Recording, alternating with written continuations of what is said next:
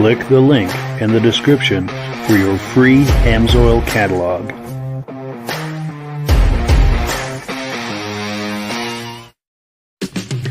It's time for a quick shout out to some of our friends. B&B Auto Sales, your muscle car connection in Brookings, South Dakota. Above the Notch Car Club, a car club for auto enthusiasts in northern New Hampshire. The New Hampshire Muscle Car Club, the largest muscle car club in all of New England. MGM Classic Cars in Addison, Illinois. Visit mgmclassiccars.com today. Beach Hill Automotive in Bethlehem, New Hampshire, specializing in the repair, service, and towing of muscle cars and classic cars. Absolute Auto Body and Collision Repair in St. Johnsbury, Vermont. And lastly, I am your independent AMSOIL dealer. Click the link in the description for your free AMSOIL catalog. And last but not least, if you decide to advertise with the Muscle Car Podcast, this could be part of your advertising message. Well, good evening and welcome to the podcast. I'm really glad you're here. Now, I have a robust lineup of muscle car entertainment on tap for you tonight. We also have some friends waiting for us in the green room. We'll be bringing them on in just a moment. But before we get into all of that, I want to make sure that everything is working properly. So if you can see my face and hear my voice, I'm going to ask you to make a comment. Let me know where you're viewing this from. If you have a muscle car, please let us know what that muscle car is. If you don't have a muscle car, what is your favorite muscle car? So please leave a comment. We're going to check these right now, make sure everything is working properly. We've got Firebird Nation in the house. He's going to be coming on live with us, actually. He's saying good evening, everyone. My good and dear friend Donald Farnsworth is in the house. He's saying hello. Looking forward to doing a Harbor Freight run with you real soon, Don. Also, we've got Stacy and Art Fosler in the house. They say it sounds good and looks good from Platkill, New York. They are regular viewers, and we thank them so much for weighing in with a comment. So let's bring in our guests. There we go. We have the podcast team in the house. We are all AMSOIL dealers. I'm signed up under Rob, and Chris is signed up under me. And if you order AMSOIL through us, we all benefit, and this is how we keep this podcast going, is with AMSOIL. So we thank all of the people who've been ordering, and thank you in advance to the people who are planning to order. So, gentlemen, how are you doing tonight? Good, considering. Sure. I wish I'd loaded some of the images you sent me. It sounds like you had a little mishap with your semi truck over the last week. Yeah, I mean, talking poor timing. I mean, Friday afternoon about 4:30, when pretty much everybody in our office is going home. So it was a mad scramble to get a temporary truck and get back over here to the home terminal to get a loaner.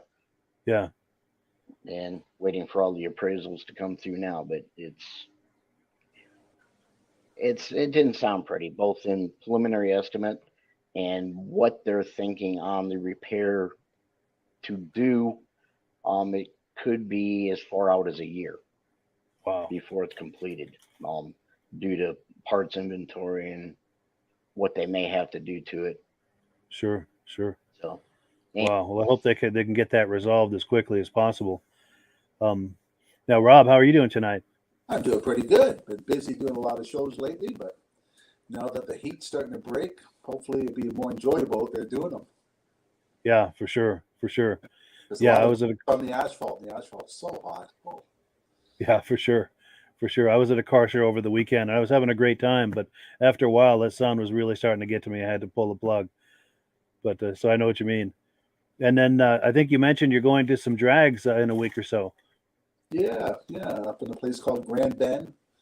It's a big event, and we're taking the vintage snowmobiles up with us. And we're in a motorcycle, car, and snowmobile classification we're running. So nice. That sounds like a great time. Fun. Cool deal. Cool. So let's get right into the first video. We're looking at item number 1 here. This is some footage from 2019. This is a car show in Prescott, Arizona. And this footage comes from the Cars Plus YouTube channel. Let me get that queued up here. We're going to take a look and we'll catch you on the other side.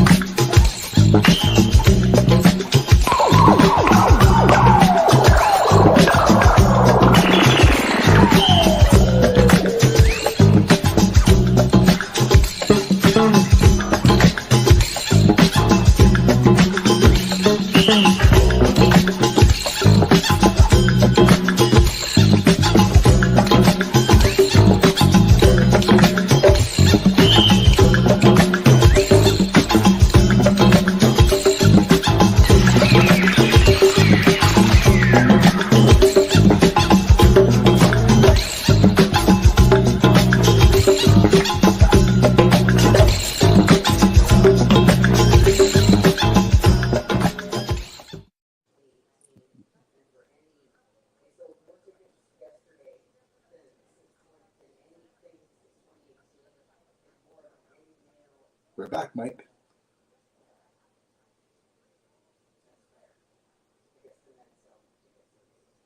Something tells me that video finished for you guys before it finished for me.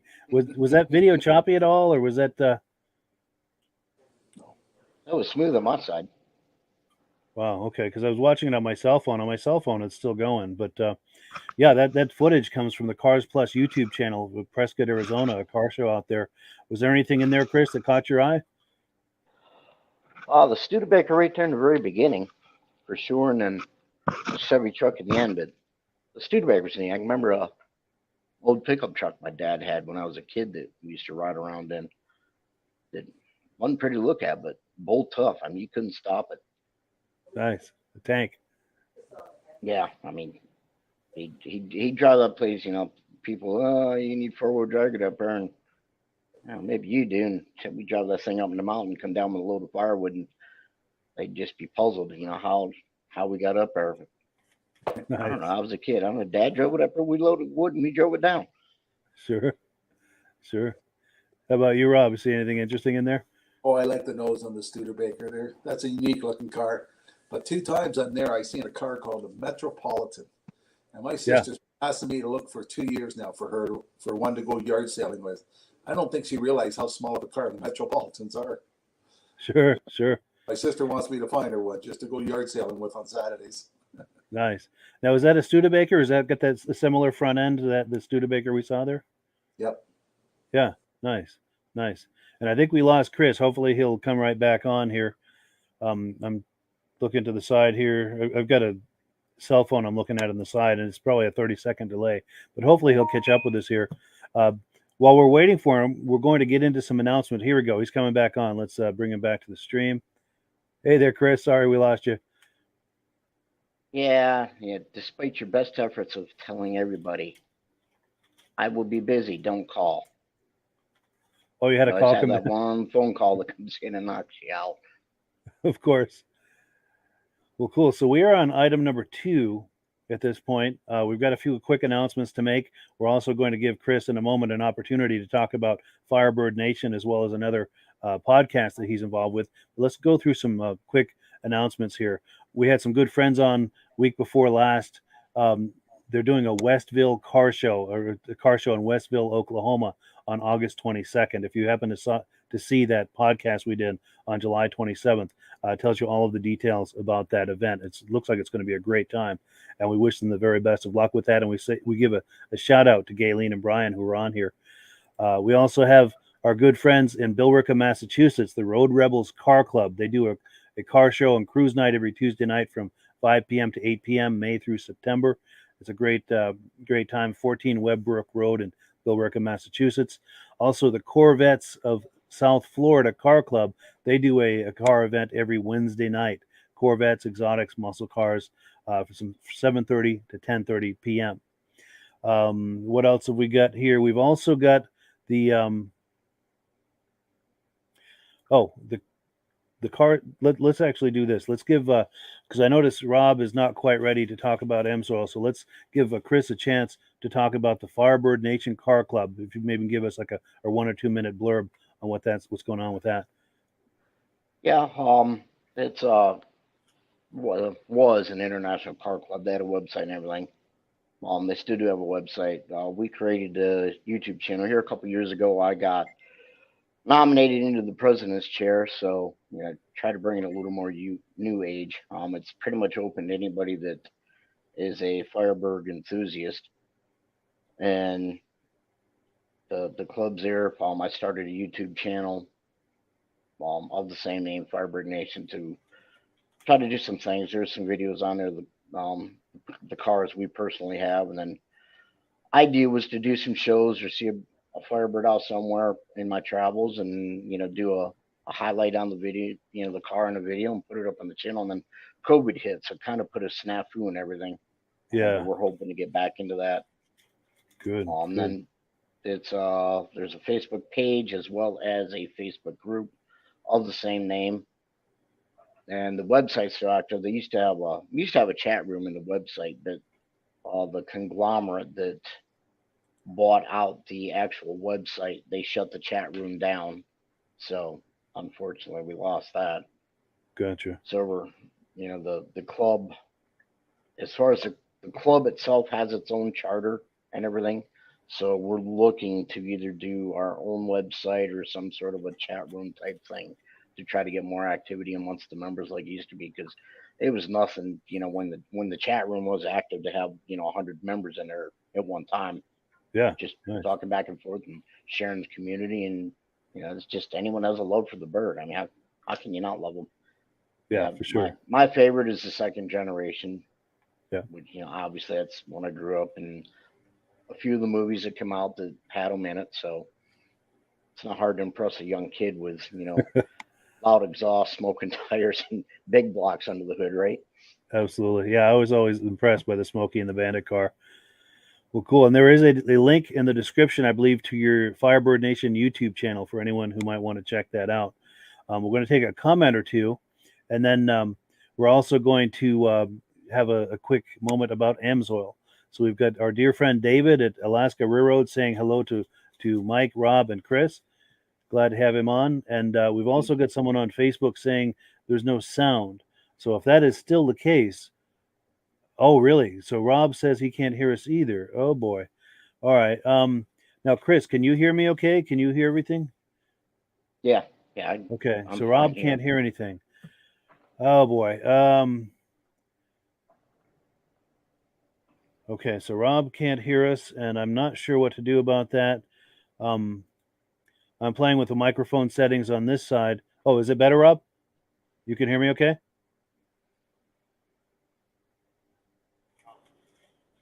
Okay, I don't. And the YouTube share is working with the audio. Okay. Okay, so Donald Farnsworth said the audio is good there. Okay, and Ms. Formula 71, I think that's a friend of Chris, says loud and clear. David from Alaska Railroad says he can hear us. And all right, so I don't know, Rob, if you're still having trouble hearing us, maybe try the settings on your device. I don't know, or maybe check the how your headphones are plugged in. Maybe that might have something to do with it. But let's do this. While we're waiting to resolve this, I'm going to I see Rob's adjusting his audio.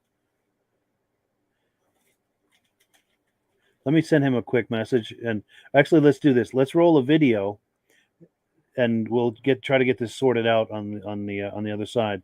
I'm going to do a shout out and then a quick video, and I'm going to message Rob here on the side and see if we can get this worked out. It's time for a quick shout out to some of our friends. B&B Auto Sales, your muscle car connection in Brookings, South Dakota. Above the Notch Car Club, a car club for auto enthusiasts in northern New Hampshire. The New Hampshire Muscle Car Club, the largest muscle car club in all of New England. MGM Classic Cars in Addison, Illinois. Visit mgmclassiccars.com today. Beach Hill Automotive in Bethlehem, New Hampshire, specializing in the repair, service, and towing of muscle cars and classic cars. Absolute Auto Body and Collision Repair in St. Johnsbury, Vermont.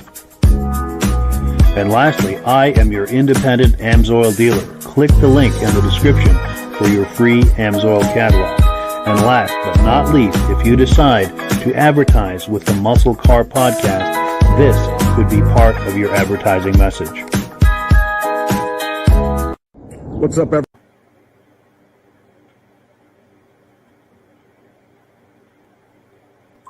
What's up, everybody? Earl here, coming to you from MGM Classic Cars in Addison, Illinois. MGMClassicCars.com. Check it out, 1969 El Camino. Double black, sitting on 18-inch American Racing wheels and fat tires all the way around. Powered by a 350, nicely built with a 350 trans automatic. Great stance. Driver quality. Suspension's been redone. All the wiring and hosing, engines fresh.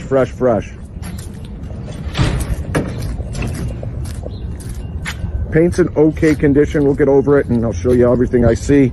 That's why I call it driver quality. Badged at 396. It's got 350 underneath it. Nicely done, which you'll get up and close to. Chrome in the front is good. Grills, all your lights are working, wipers, turn signals. Hood lines up well.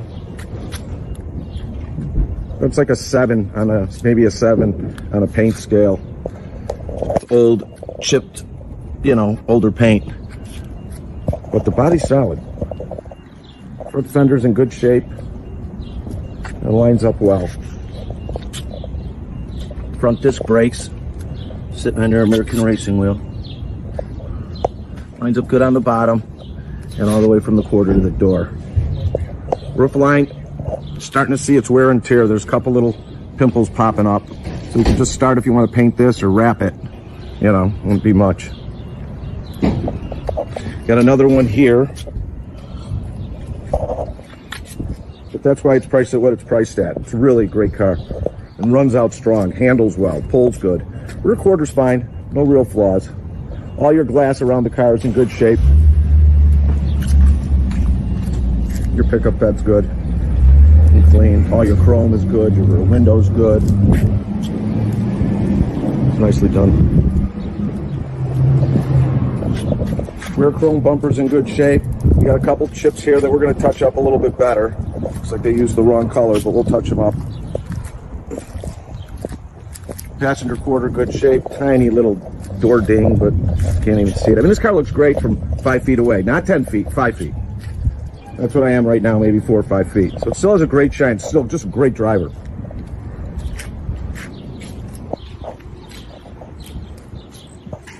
This is a beautiful car. Now let's check out the interior. It's really clean as well.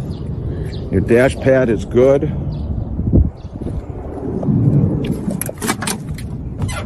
Little sound system in the back with speakers. All your carpet's good.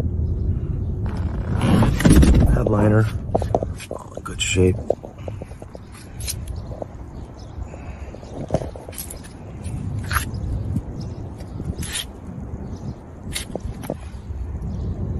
All your original welds are in there.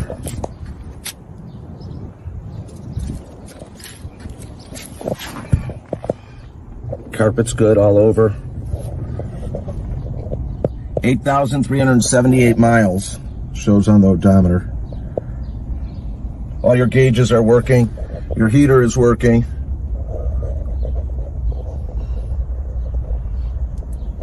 Nice and clean inside.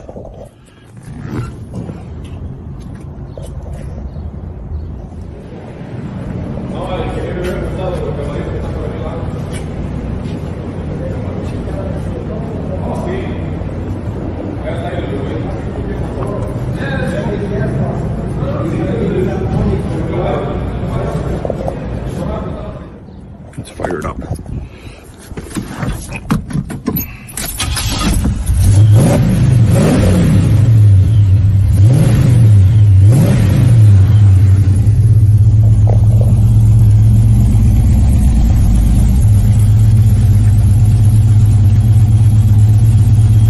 A lot of tire.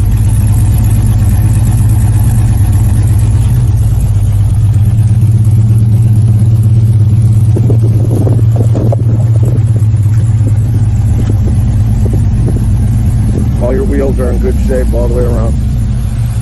Nice and clean. Suspension's been done, front and rear, all freshly done inside here. All your wiring, all your hoses.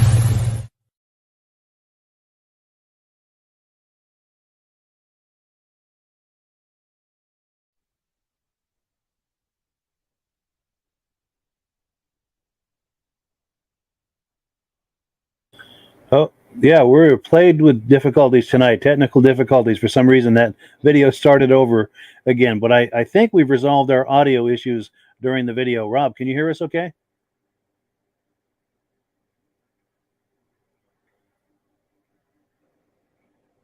Oh, and now I can't hear Rob either. I'm not sure what's going on. Chris, can you hear can you hear me okay? I can hear you, but I can't hear Okay. Rob. Okay, so I'm not sure what's going on with Rob's audio issue. I'm not sure how to resolve that. And I apologize to Rob and to the viewers. I'm not quite sure what to do here as far as the audio issue, because I had some things I was going to have Rob talk to us about, but I think we're going to have to just keep moving on it. So I apologize to Rob. Rob, you can't hear us at all? Oh, he can hear me. Okay, we just can't hear Rob. Okay, so at least Rob can hear us. We just can't hear him. I'm not sure what's going on. It must be some issue with his microphone or. Well, let's continue with the podcast and see if we can get that resolved during the videos. We're about to go on to item number 4, and I hope that we can get this resolved because I wanted to have some quick discussion after this video. This is a video that comes from the Plum Beastly RT YouTube channel, and it's a kind of a documentary and an opinion piece about whether or not there is a second muscle car golden era going on as we speak with all of these modern muscle cars. Let me cue that up. And let's take a look at that video, and we'll get some commentary on the side. I'd like to get Rob and Chris's opinion. Let's take a look.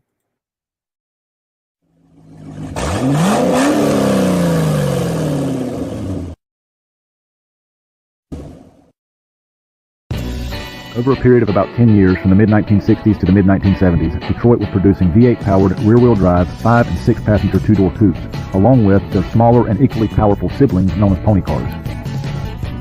This period is now commonly referred to as the golden era of the muscle car. All of the American manufacturers were eager to get in on the action.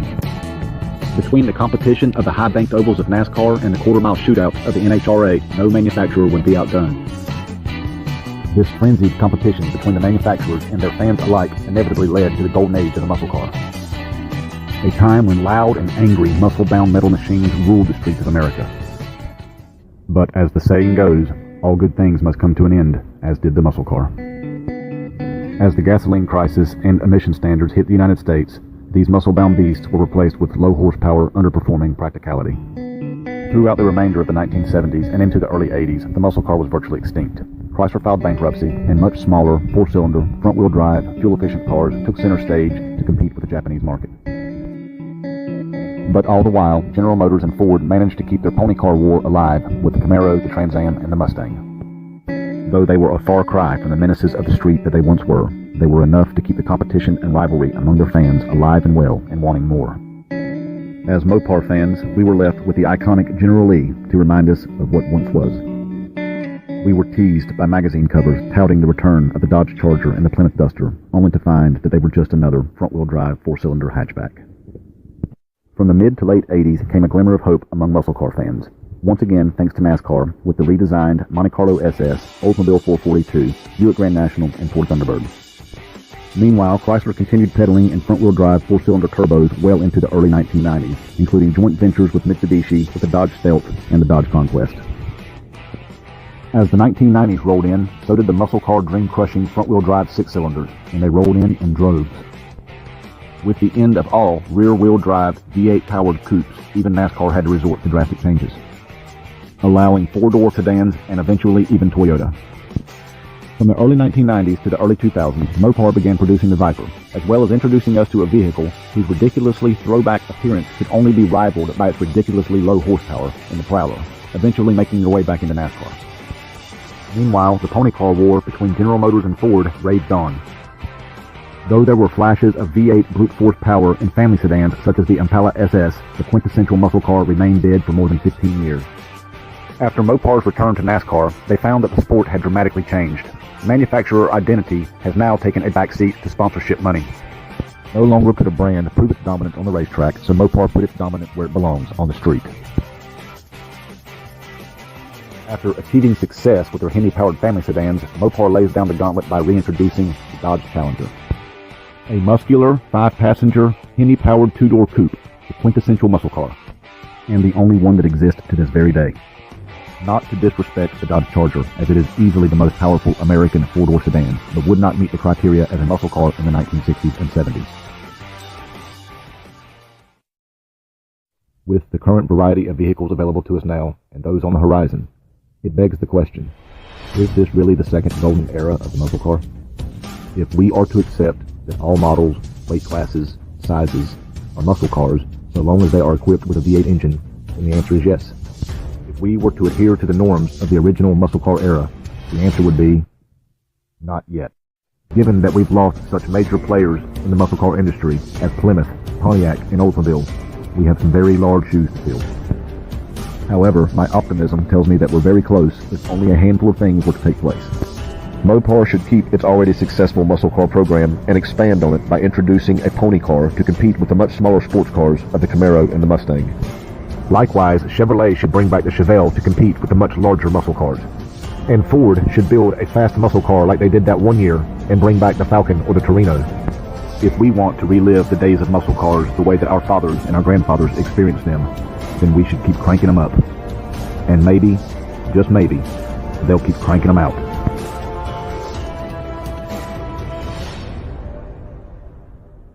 If you enjoyed this video, please hit the thumbs up, comment, and subscribe.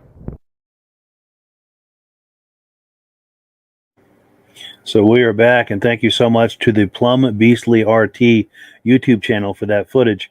Let's see, is the audio, how are we doing with the audio, Rob? Are we doing any better?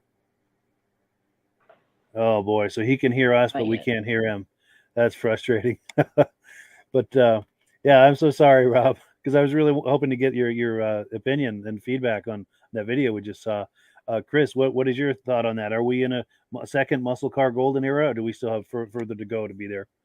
Uh, as far as the current mix of vehicles that are out there, I think we still got a ways to go.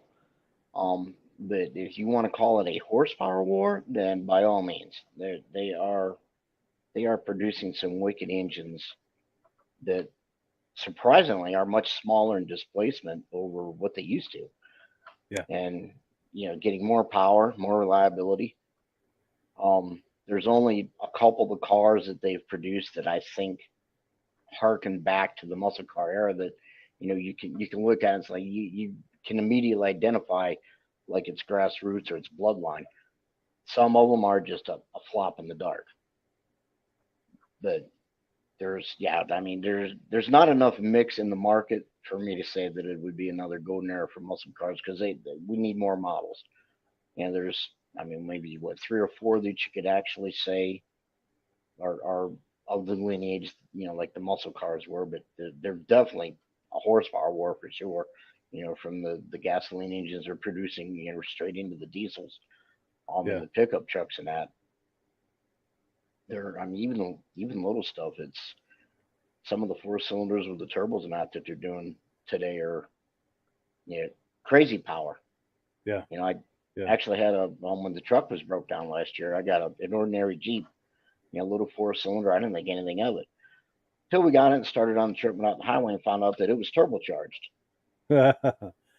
And it's like, okay, let's go find some mud. It's Yes. a rental, right? It's insured, but we never did get a chance to go off road. But I was Yeah. surprised. That thing had, it had as much power as what one of our Firebirds do, and pulled down 40 mile to a gallon doing it. Yeah. Which sadly doesn't say much for some of the Firebirds we got, but they're late 70s, emission choked, underpowered, all duty emissions and the time and the age. Yeah. It's what you had to deal with. Sure. I mean, And I'll ask any what's your viewers take on it? too. Good question, and I'll answer that in just a second. But I'll ask any viewers who happen to be viewing this, what is your take as a viewer? Are we in a second muscle car golden era? Do we have a ways to go? I agree with you. I don't think we're quite there. I think there's some great models that really pay homage and are a nice tribute to the muscle cars of yesteryear, like the Camaro and the current Mustang and the Challenger. They all do a really good job of capturing that spirit of those old cars and moving it forward in a really interesting way. So I like what they're doing, and the Corvette too, for that matter. But I think you make a good point, and so does the gentleman who did the video. We've got a ways to go. I'd love to see a Chevelle come back. Some of those other models, I would love to see that. And as much as I think the Charger is a cool car, to me, it doesn't pay tribute to the old Charger. No, not as a four door. No, I think the really dressed up hot rod one is pretty cool, but I'd love to see a two door and have it be more like the old Charger. We do have some comments coming in. Let's see. Here we go. Stacy and Art Fosler says he'd love to see a new Chevelle. And of course, Art has that really cool Chevelle we had on here a few weeks ago. And he also says, yeah, not yet. And then David at Alaska Railroad says his sister just bought a new 3-cylinder turbo Trailblazer that moves like heck, which is consistent with what you were just saying, Chris. They're squeezing a lot more horsepower out of these smaller engines with, the turbochargers and things like that, which that's something to be said as well. But how are we doing with the auto, Rob? Yeah, I guess we still can't hear Rob. But go ahead, Chris. What were you going to say? I was going to say the innovations are doing. I mean, smaller displacement, multi valves, the valve geometry as far as being able to shut down, or vary the opening in the way that they have them now with the computer controls to you optimum power to across the whole RPM range. It's just and the transmissions 10 years too. ago. Yeah, even in the transmissions, I think we're up in the eight speed automatics, and a lot of even your standard car, which makes for a lot quicker acceleration, and then a couple overdrives on top for fuel economy. Yeah. They're, And a lot of those modern automatic transmissions, as long as you have your foot in it, it'll hold the gears it'll stay in each gear longer than you normally would to squeeze that much more power out of each gear. We've got another comment coming in. I bought a new Roller motor. Mitsubishi 2 years Go ahead. ago. Has one of the constant velocity transmissions, and you do not feel that shift at all. It's Real smooth, huh? yeah. I mean, it's a similar principle like to have with the snowmobiles with the drive clutch and the driven clutch. Yeah. But you don't. It's just straight. Like a snowmobile or some of the four wheelers of that design. You pin the throttle and it's just straight acceleration, and you never feel it go through its ranges where however it changes in itself. It's really really surprising. Yeah, it's just, and I can attest the car moves in prison time mode if you have a straight enough curve. I have tested it. We won't say a word. And I run out of straightaways where I had to slow down, but it was deserted like 3 o'clock in the morning. Sure. 4-lane highway, basically an interstate, but just has a real long straight stretch where these two tuners went by me like I was flat sitting on rocks. Like, well, let's see what the new thing has under the hood and we'll do. But I was surprised where I ended up with it. But it never, you never felt it at all. It was just straight line acceleration the whole way through. Nice. Now, Rob, any luck with the audio, Rob? Oh, wow. So he can hear us, but we can't hear him still. That's a real bummer. Sounds like his mic's on mute for some reason. Yeah, or maybe I'm not sure what to think on. Maybe the settings on his mic, or if you can hear me, Rob, try getting off the podcast and then coming back on again and see if that resets things. And then meanwhile, we're going to take a look at another video. We're on item number 5. We're on item number 5. I was at a car show this weekend. It was let me pop the graphic for it. It was the 38th annual International Car Show in Newport, Vermont, and this event is put on by the Cars of Yesteryear Car Club, which I'm a part of, and they're right here in the area. But I was walking around getting some footage, and there was a gentleman there who had a '69 Bonneville Thunder Wagon. So let me cue up that video and let's take a look at that. So if you go on Google and you I'm Tony Cody, by the way, the owner of the '69 Thunder Wagon.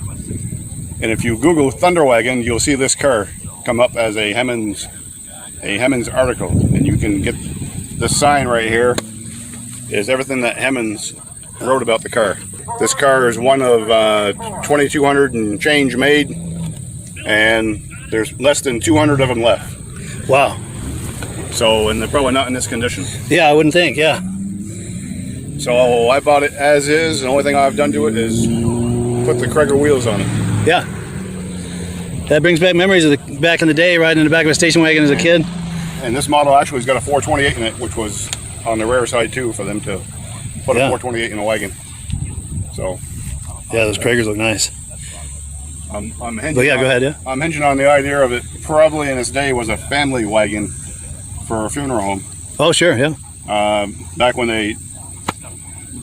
they did funerals respectfully, they had a couple, 2 or 3 cars, and this would need probably to carry the family. Yeah. So that's my guess. That makes sense. It looks like and it holds 9 people. 9 people. That would make that's very plausible. And there again, only making 2,200 of them would speak for itself, I think. Yeah. Yeah. So the whole thing's been redone. It's got 35,000 miles on 428 rebuild, right down to the crank, and I believe it was board 30 over, so it's got all the power it needs. Yeah, I bet. So it goes well. Yeah. Gets 14 miles to the gallon with the air on or with the air off. It doesn't matter. So it's a good unit anyhow. Yeah. So that's very cool. I'm gonna come around this angle here. That's what we got here. Actually, I'm going to do a pull out. The Bonneville is rare for something like this. And this car's also got 34 options. 34 options from the factory. Yeah. Actually, you can see it here. I don't know if you can. Oh, yes, yeah. And the sticker price was $62.15. Wow. It's even got an 8-track player in it from the factory. Nice. Which works. It works, yeah. It works. Yeah. Nice. I'm going to get a shot of your tag too here. Yeah. 428 4 barrel. That's what the 4 means. Yep. Yeah. Ladies and gentlemen, somebody You get a wide shot here too. got a white blazer out in front of the gate out here, and nobody can drive in and out. We need that white. Yeah, if you could back up just a little bit. Please. Cool. Thank you. There we go. Whoever owns the white blazer out here, That's the angle right there. front gate, please go and move it. It needs to be moved so people can get out. And then I'm going to get the interior too. Anything about the interior to talk up? Or? Nothing. It's all original as far as I can tell. Yeah. I'm probably going to go custom in some point of its life because it needs a little help here and there. But, Sure. And I've got to, if you go look at my 57, you can see what I mean by custom. Sure. The work that the guy does. Yeah. Yeah. It's pretty impeccable. Number 39, number 39. And of course, when we say custom, it would be off the charts for sure, Nice. especially with that much room to do his work, you know. Sure. What's John's last name? Bates. I just remembered. Who? John Bates. Yeah, John Bates.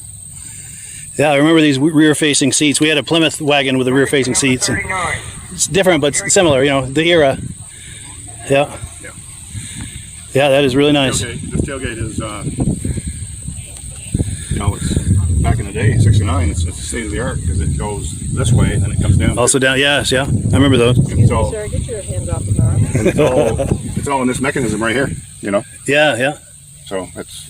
That allows it to hinge both ways. You know, Yeah. the new GMC trucks, they brag about their new tailgate, but it hasn't got nothing over this. Yeah. You know, you want to talk about technology, and even this step here. See the step. Oh, yes. Yeah. Yeah. So this piece of the bumper that fills it up when the Oh, that's what that is. when the door Yes. shut. Very cool, and it fills a gap in the. Yeah. Yeah. That is cool, and it makes a nice step for people to get in the back there. Yeah. Well, for you people like you and I, Yeah. What kind of gas mileage does this thing get? 14 with the air, 14 with the air, 14 with it off. That's not bad. Better than I thought. Well, cool. Well, thank you very much. I appreciate it. Number is number. Oh, there we go. We're back, and that's weird. These videos they start over from on the interface here. I'm not sure what that's about. Rob, how are we doing with the audio? Any luck? I can hear you perfect, Mike. Can you hear me? I can. He's Wonderful. back. He's back. He's back. Cool deal. He's back. Run away. Yeah. Cool deal. Well, let's see. We've Welcome got some. back, old friend. Yes. Now we've got David from Alaska Railroad saying he's never heard of that type of Bonneville. Always a surprise around the corner. Cool. I'm glad we were able to bring something you hadn't seen before. Any reactions to any of this? Rob, And that's since you haven't what had they call a family car, eh? Yes. Yeah. With a motor And I don't know if you- in a station wagon. I don't know if you caught, but he has a feeling that might have been used by a funeral home to carry the family in the funeral procession. Oh.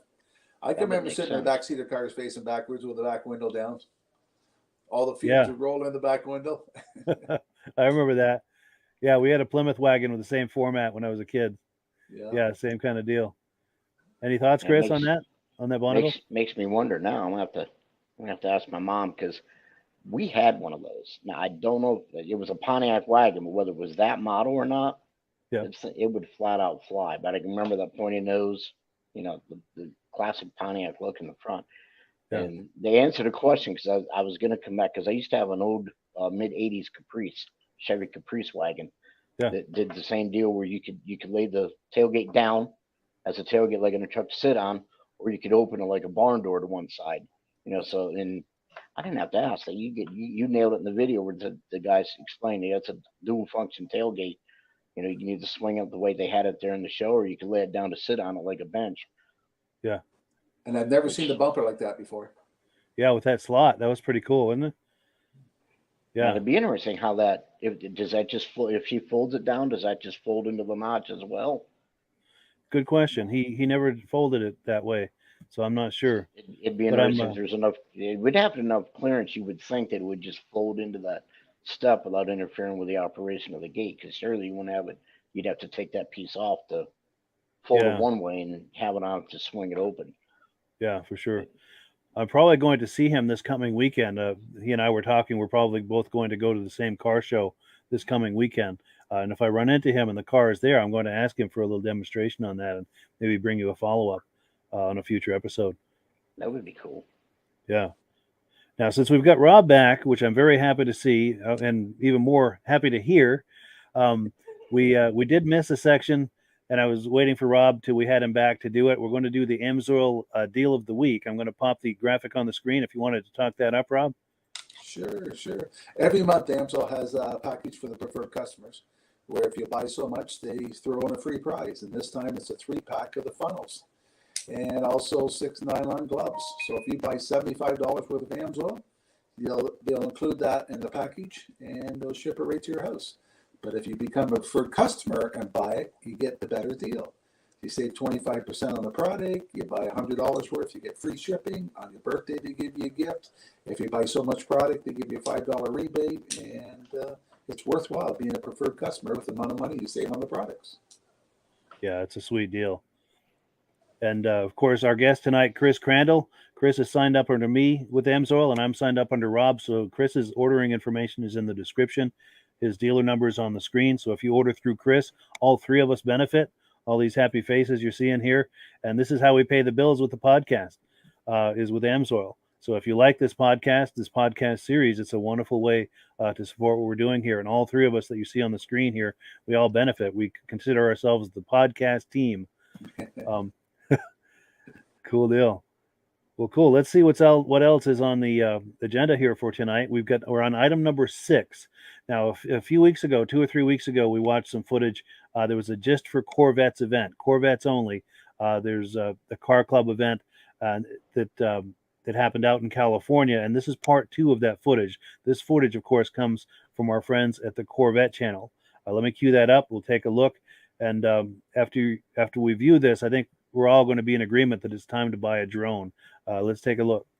Hi, I'm Lily, and you're watching the Corvette channel. Don't forget to hit subscribe.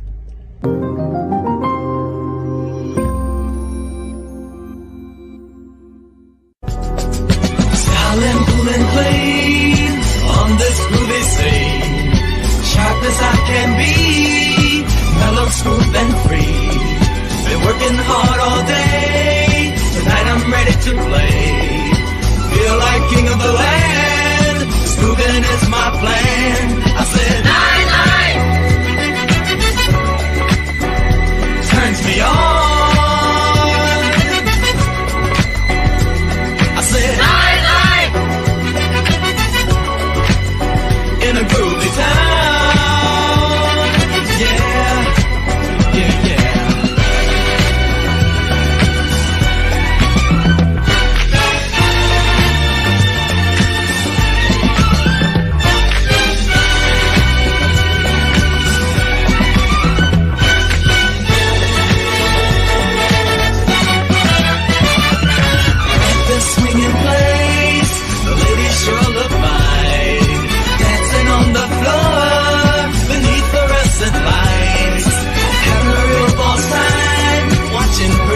All night, I really want some loving, feeling good tonight. I said, night, turns me on. I said, night, yeah, really turns me on. Yeah.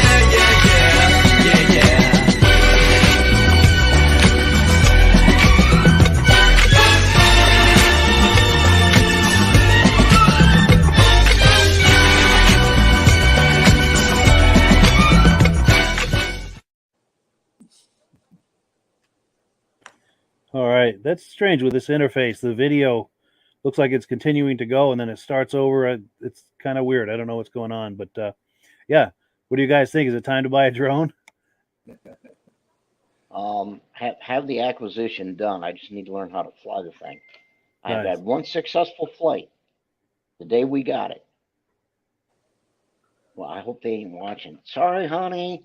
I figured out how to get the phone and the controller, the app downloaded, the camera to work. Took some great pictures across her sister's dining room / kitchen front room, Yeah. and somehow figured out how to launch it because it went straight out the table right up into the chandelier. Oh, Didn't hurt nothing, but they are very well off with their own business. I mean, their house is like $1.5 million, so you Wow. can imagine what the chandelier would be worth. Yeah. We have a lot of restrictions up here that people own them. If there's playgrounds nearby, you can't fly them. If there's people Oh in yeah. the yard, you can't fly them. You can't be near airports. You can't be near traffic, and because so many people have crashed them. Yeah. Yeah, so they make us get a license if we want to fly it. Yeah. And a lot of privacy considerations as well. You don't want to be eavesdropping on people. And Yeah. yeah, it's Yeah, funny. I A know few years ago. we have a bunch of restrictions. I'm not sure what all they are. I'm sure around the airports is one for us down here as well. And Yeah. I almost think you may have to have some kind of a license to Yeah. actually operate one, possibly. I'm not sure. Yeah. Yeah. Yeah, I need to look into we that had as some well. little kid soccer game going on one time, and the guy crashed it in the middle of the soccer field. Didn't go over well. Yeah, no doubt. Interrupted the game. Yeah.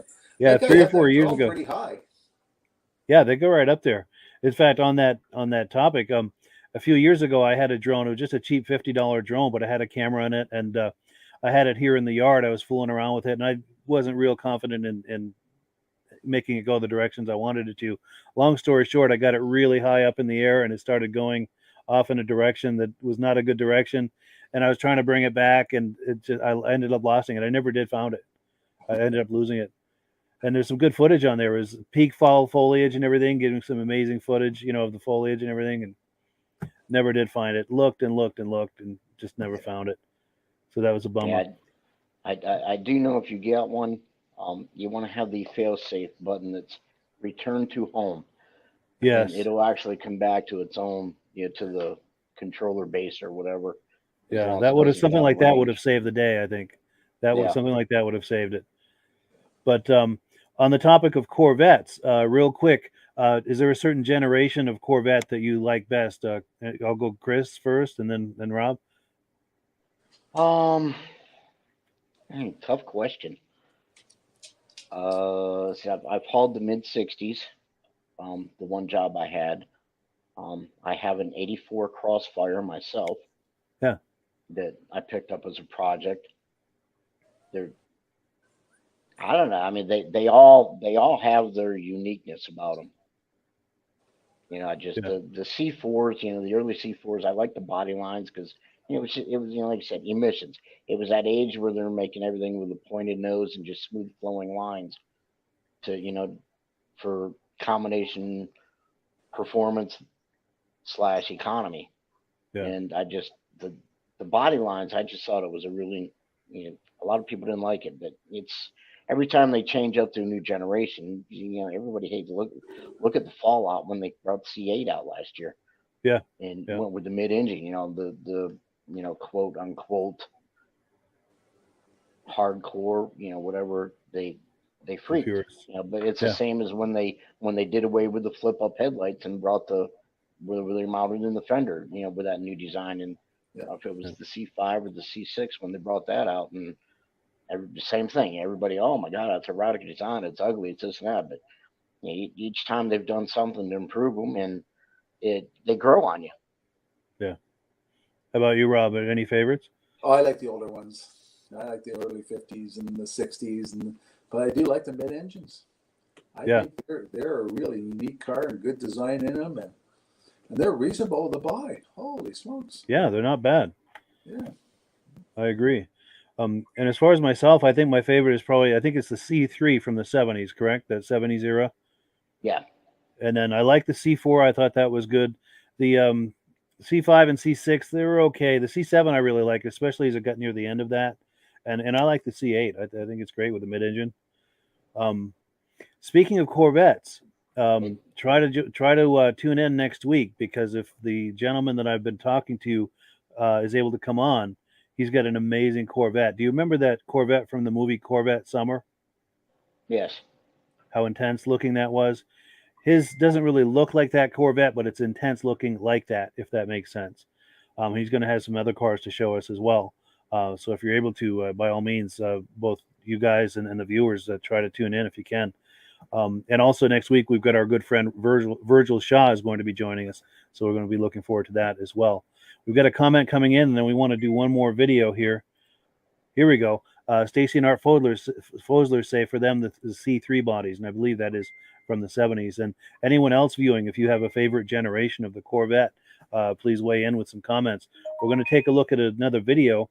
Actually, before we do, we're going to do a shout out, and then we're going to take a look at a Mustang. So we'll catch you on the other side of this shout out. It's time for a quick shout out to some of our friends. B&B Auto Sales, your muscle car connection in Brookings, South Dakota. Above the Notch Car Club, a car club for auto enthusiasts in northern New Hampshire. The New Hampshire Muscle Car Club, the largest muscle car club in all of New England. MGM Classic Cars in Addison, Illinois. Visit mgmclassiccars.com today. Beach Hill Automotive in Bethlehem, New Hampshire, specializing in the repair, service, and towing of muscle cars and classic cars. Absolute Auto Body and Collision Repair in St. Johnsbury, Vermont. And lastly, I am your independent AMSOIL dealer. Click the link in the description for your free AMSOIL catalog.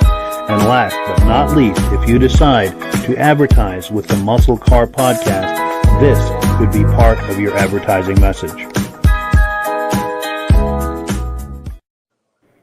And we're back. We're going to go right into item number 7, which is a 1971 Ford Mustang. It's a Mach 1 tribute, and this video comes to us by our friends at B&B Auto Sales. So let's cue that up and take a look. Hi, this is Dirk from B&B Auto Sales. Today we're going to show you our 71 Mustang with Mach 1 badging. Isn't a real Mach 1, but has the cowl inducted hood and air cleaner, striping. Really nice driver quality car. Keystones on it, got good tread on it. Bought it. It's come from a guy here in South Dakota from his collection. Bought 5 cars from him. You can see by the pen, that's how you can tell it's not a real Mach 1, but nobody will know. You can buy it for a lot less money than a real Mach, and it looks just like a Mach. So, car's in excellent shape, got good quality paint on it. Here you can see some shine on it. Not going to tell you it's going to be a show winner, but it's a real presentable car. Not a lot of issues with this car. Interior's all good. Been redone, runs good. Motor, tranny, been rebuilt according to the previous owner, and then also put a posi rear end in it. Stereo system in it. Like I said, no issues I see anywhere on the interior. The exterior, for the most part, is nothing that's jumps out at you. One little spot that I'll show you here. I got it running because it's actually 0 out. So I guess there's 2 spots. There's a spot, crack in the paint right there. A little bit of debris in the paint, just some dust here and there. I mean, a good wet sand would take care of most of that if you were a perfectionist. But I wouldn't do anything with the car. I'd just drive it. There you can see some stress in the paint right there on that door. So them are really the only 2 spots I seen that were anything that was bad. So I got a little scratch in the windshield because of sometime at one point in time a wiper wasn't fixed. But very presentable car. You can hear it running now, but I'll do a video of it up close on the engine and showing everything that works. So got any questions, give me a call, 605-695-7391.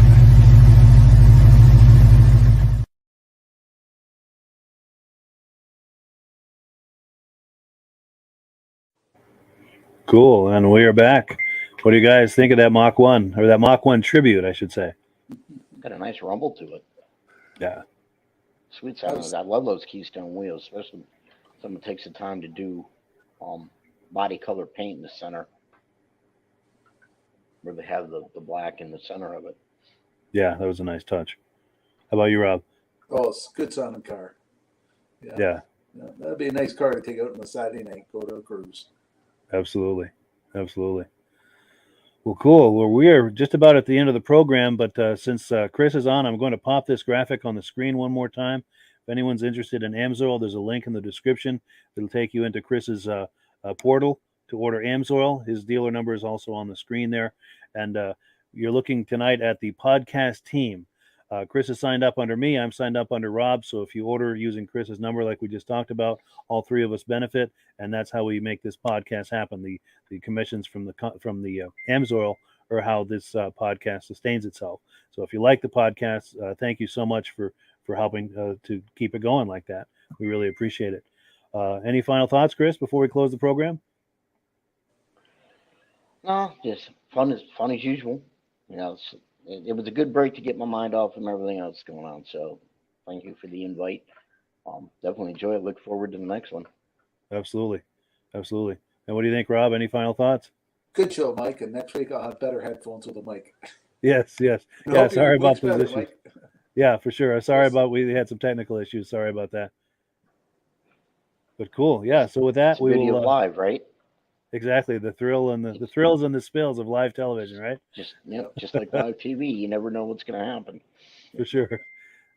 Well, cool. Yeah. Thanks so much, guys. And the last word, as always, goes to Amsoil. And we'll catch you guys on the other side next week. Great show, Mike.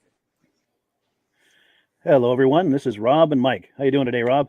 I'm doing good. Mike, yourself? Very well. Thank you so much for coming on. I appreciate it. Now, today, we're going to be talking about Amsoil. And in a few moments, we're going to show you how you can get the deepest discounts, free shipping, and free gifts when you order your Amsoil products through us. But first, I'm going to ask Rob to give you a quick description of what Amsoil is and why you should consider using Amsoil products in your motorized vehicles. Thanks, Mike. Amsoil is 100% synthetic oil. Everybody uses Amsoil for a different reason. Some people like the benefits that Amsoil is warranted for 25,000 miles or 1 year. The reason we can do that is because Amsoil doesn't oxidize. It doesn't form the usual carbons, gums, sludges like petroleum oils do. That's why we can keep it in the engines longer. Petroleum oils never do wear out. They oxidize themselves. That's why they have to be changed at 3,000 kilometers. And Amsoil likes the benefit that you only have to change the oil once a year. That saves some money. Some of the people like the benefit of Amsoil is it's a slipperier type lube. By having a slipperier type lube, it cuts down friction and drag. By less friction and drag, engines run 20 to 50 degrees cooler, better gas mileage. Now, Amsoil says 25% more protection than the industry requires is in the Amsoil bottles. My average customer gets about 10% increase in gas mileage. That's a big savings. Yeah. And by cutting down friction and drag, for every 10 degrees you cut down the friction and drag, doubles the life of the engine. So by having the engine run cooler, it makes it last longer. Some people like the benefit of the range of the Amsoil. Amsoil's flash point is 425 degrees, and it pours at 50 below zero. Wow. If you ever tried petroleum oil when it's 10 below, it turns to honey. And in the summertime, petroleum oil thins out, and once it thins out, that's when it starts breaking down. So Amsoil's an all-season oil, can give you better gas mileage, longer engine life, less maintenance. It ends up being cheaper over a year's time running Amsoil than it is petroleum oils. That's amazing. That's amazing. And Amsoil is available for pretty much any motorized vehicle, anything from lawn equipment, cars, trucks, boats, ATVs, motorcycles, snowmobiles. Yep. And a lot of people phone me up and say, well, what's the benefit of our gear lube? Exactly what I told you about the engine oil. It pours in cold weather, it runs cooler, makes the equipment last longer. And they say, well, what's the benefit of the small engine? Same thing. Makes the engine run cooler, last longer, better performance. So it saves on all the applications that Amsoil has available. Wonderful. Wonderful. So yeah, let's talk now. Hopefully this has convinced people to think about maybe joining us in the Amsoil experience. Let's talk about some of the discounts and free shipping and how that all happens. I'm going to pop a graphic on the screen. And yeah, by all means, if you want to talk people through how this preferred customer program works. Amsoil has a number of different programs. One of our main ones is a catalog customer, where somebody can order directly out of our catalog. If they order out of the catalog, they order $100 worth, Amsoil will ship it right to their house. But our best program is our preferred customer. For only $10 for 6 months, you become a preferred customer, you save 25% on all the product. You order $100 worth, they're going to give you free shipping. You don't have to order a whole case. You can mix and match. Say you want 4 bottles of small engine, 7 bottles of 5W30, and a couple of gear loops. You can mix and match. You can order 1 bottle at a time if you want. There's no minimums, no maximums. By being a preferred customer, you save over 25% on all the products you're going to buy. Amsoil sends you extra gifts, $5 gift certificate on your birthday, $5 when you renew your account and stuff like that. So it's a good way to save on some of the products you want to buy. For sure, for sure. Yeah, it's an incredible value, and this is the deepest level of discount that anyone can get when ordering Amsoil. Is that correct? It is. It is. Wonderful, wonderful. So let's take people through the step-by-step experience of placing an Amsoil order. Then that would include signing up for the preferred customer discount, or sorry, preferred customer program, so they can receive those deepest levels of discount. So let's go to the website. This is what the website's going to look like. These are some screenshots. Once you go to amsoil.com, there's a link in the description, or you can just type that into a browser, amsoil.com. This is the page you land on. At the upper corner of the page there, you see how I've circled in red.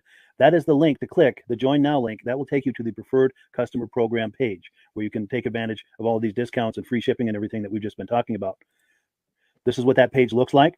In the lower right, you're going to click Join Now. This will pop up. You select the duration you'd like, whether it's 6 months or 12 months, and click Add to Cart. Now, once this pop-up goes away, you'll be back on the main page. And the upper left, you'll see where I've got that red arrow. It says Shop.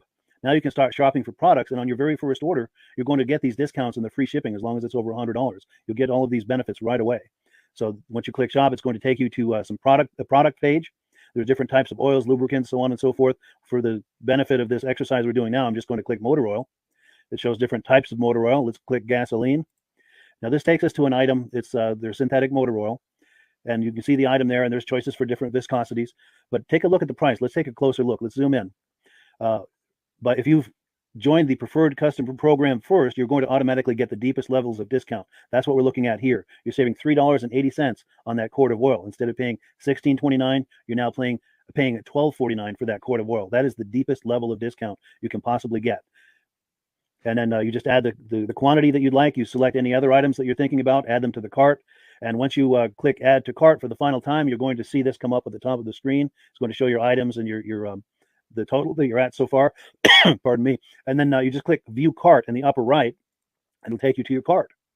Take a close look here at the upper right. That blue box shows that you're getting free shipping. You're eligible for free shipping on this order because it's over $100. That little yellow box shows that you've got the preferred customer membership on your order that gives you the deepest levels of discounts for the next 6 to 12 months. And then below that, you've got the items that have been selected.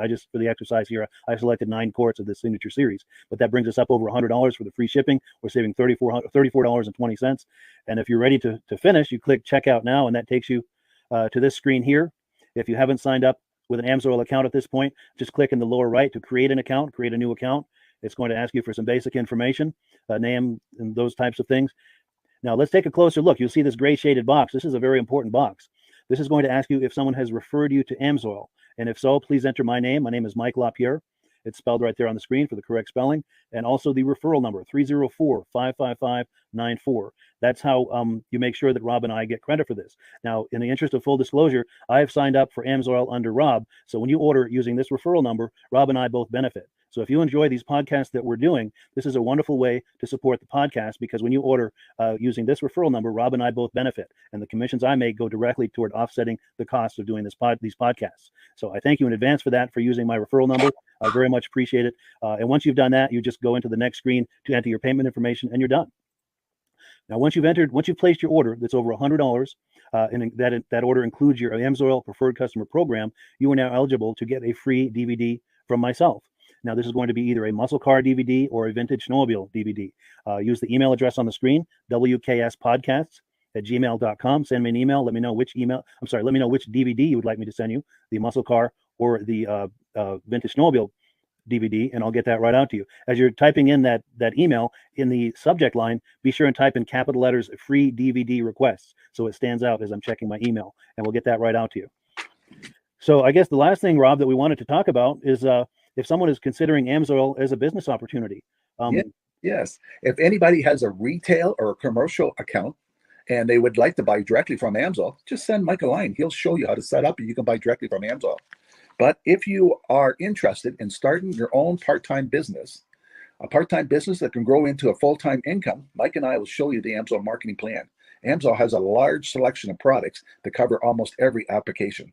So it doesn't matter if you're into snowmobile, boating, or ATVing, or hot rods, we have an oil for every application. It's a fun type business that's I really enjoy doing. Where else can I go and have fun and make money doing it? And Mike and I are here to help you all the way along If you need any help on how to promote or to find new accounts, we're here to help you. For sure, for sure. So when you sign up under that number, this 304-555-94, you're getting Rob and I as a team. Now, Rob has been doing AMSOIL for 40 years. Can you believe that? 40 years. So he knows every aspect of this business, and he knows all of the ins and outs of the products. So he'll be able to help you with any kind of product questions or any kind of questions to show you the different business models that you can do with AMSOIL. And then the other thing that you get when you sign up under me is I've got a strong background in social media. So if you need some coaching on how to generate AMSOIL leads using Facebook and YouTube, I'm happy to coach you with that when you sign up under Rob and I. You get both of us as a team to help you, to coach you, to support you, whatever you need to get you off and running with this business and having fun with it. Like Rob said, it's an enormous amount of fun. If you're like Rob and I and you enjoy going to any kind of boat shows, car shows, motorcycle shows, snowmobile shows, anything with a motor, you like going to those shows, those events, those races, this is a great way to turn that into a income opportunity for you. Yes, yes. And just by wearing my AMSOIL hat at one of these events, people come up and ask me about AMSOIL. People don't know where to buy it, and I'm there to help them, show them where they can buy the product. Perfect. Well, cool. Well, this is great. Any final thoughts, Rob, before we wrap it up? AMSOIL's a fun business. AMSOIL's been around since 1968. It was the first synthetic oil to be AI approved. Wow. Yeah. That's amazing. And that's very early in the game too, isn't it? Yes. For sure. Well, good. Well, thank you so much, everyone, for viewing. Hopefully, we've gotten you excited as we are about the AMSOIL products. We'd love it if you could join us either as someone who uses the AMSOIL products or to join the AMSOIL team as a business opportunity. And we thank you so much for viewing. Have a great day. You have a good day.